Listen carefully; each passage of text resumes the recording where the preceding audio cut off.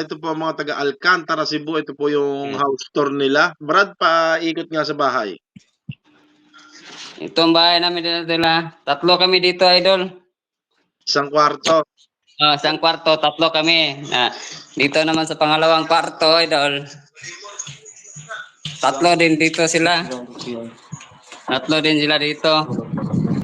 Ayos ah. Tatlo din sila. Idol lagi. Ito ang tatlong door, idol. Pangatlong door namin. Tatlo din sila dito. Mas malaki dito sa kabila. May aircon? Meron idol. Heater din. Malapit nyo na magamit yan. Magsa-summer na. Ito rin ang paano namin na? Sampayan namin. Parang basura. Hindi, normal dito. Marami kaming computer dito, idol.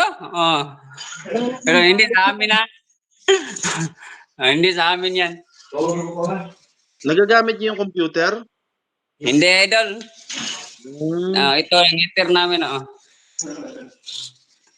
Asan yung kusina nyo? Ito ang TV namin, idol. Pinahiram sa may-ari, pero hindi kami marunong magbasa. Korean siya Korean. Madali lang yan. Pag may time, turuan ko kayo. Ito ang mga patos namin. Tama yan. Magtatag-ulanin na. Ang summer dito, rainy season. Ito ang CR namin, idol. Wow, social naman ang CR nyo. May heater din CR namin. Ang ganda ng bahay nyo. Asan ang kusina? Ito naman kusina namin. May model kami. May washing kami dito, idol. Dryer. Lutuan namin, idol. Dalawa lutuan namin. Magkasalita mag-isa yan. Dalawa ring rep namin, idol. Pero ang isa hindi magamit. Social. Expire lahat. Pero ito ang pagkain namin. Walang ulam, puro lamas lang. Lamas. Building ba yung bahay nyo? Sa building? Building yung bahay nyo? Idol. Ambot, building ba tawag dito, idol? Ito sandanan dito. Sa ibaba kay restaurant. Apartment na okay ba amo ninyo?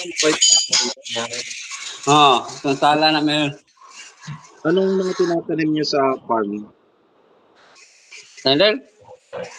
Ano yung mga tinatanim nyo sa farm? Tinatanim namin, idol. Babae naman ang tanim, idol. Kami, hakot kaming kahoy.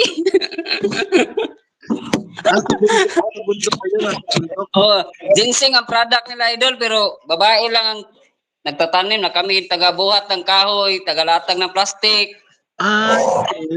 Ganito yan. Taga-latag ng banig. Nagsisimula pa lang kayo. Nagsisimula pa lang kayo ng trabaho.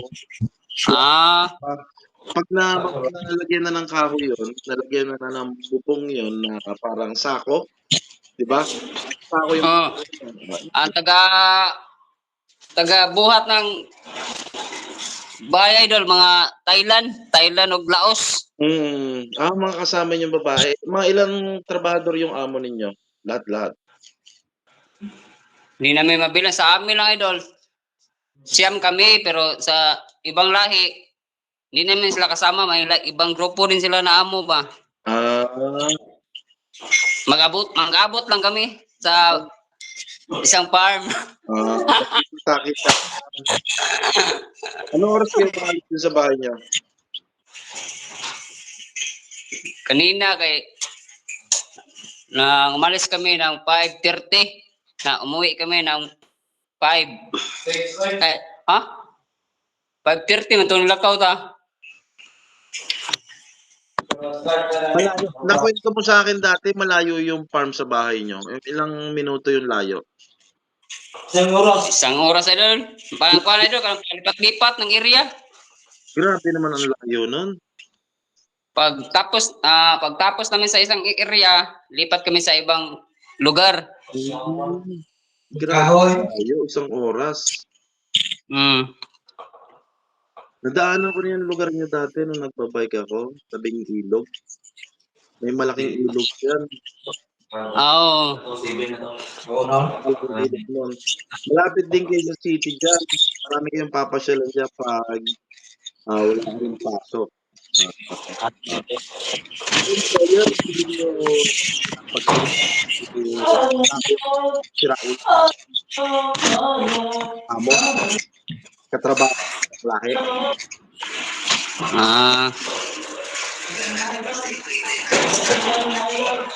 Malapit na tangat ko. Hello. May park ba? Sino? Mabait amo ninyo.